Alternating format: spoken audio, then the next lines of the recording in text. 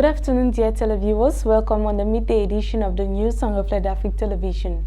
We begin with the Board of Directors of the National Series Board has a new head in the person of Jibrila Nanau, who was appointed yesterday, November 5, 2020, through a presidential decree signed by the head of state.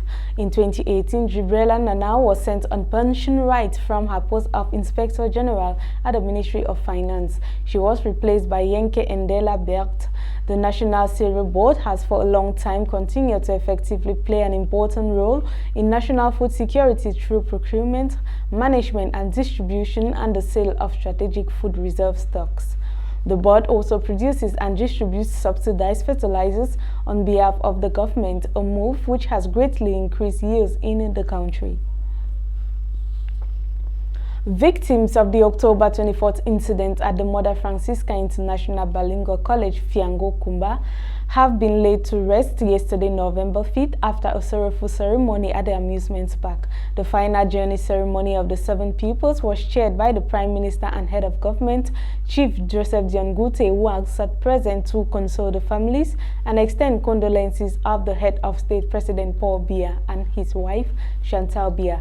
The presidential couple sent a custom-designed floral tribute through the Prime Minister and his delegation, who after the ceremony visited survivors of the school shooting at the Kumba District Hospital. It is noted that financial aid had been given to the Territorial Administration Boss Paul Atanganji to help the families bury their lost children. At the ceremony, parents remain inconsolable as they mourn the loss of their children.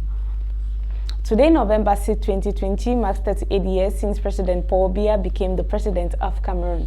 President Paul Biya became the president of the country in 1982 after President Amadou Ahidjo resigned.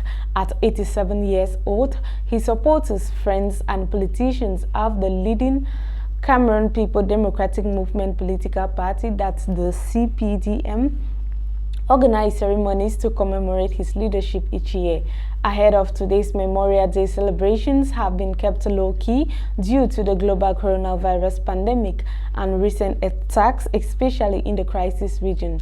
On September 22, 2020, protests were organized in the capital Yaoundé and Douala by the MRC political party of Maurice Kamto to call for an end to his plunge to power. Tanzanian President John Pombe Magufuli was sworn in yesterday, November 5, 2020, in Dodoma, the Tanzanian capital, for a second 5-year term after a landslide election victory dismissed by the political opposition as a sham amid their calls for a fresh election, as well as the disbandment of the Electoral Commission over the October 28 vote, which they claim was riddled with irregularities. The newly re-elected president, addressing his supporters, said, "What is important now is that people start focusing on building the economy of our country. I want to assure you, my fellow Tanzanians, about the oath I and my vice president took to respect the constitution of our country. We shall make sure we respect and protect it no matter the cost." Police and army security were tight ahead of the swearing in light of the still tense and volatile political climate. Meanwhile, leaders of Tanzania's 2 main opposition parties, Wazalendo and Chadema, who refused to recognize Magufuli's win, have been charged with organizing an unlawful assembly.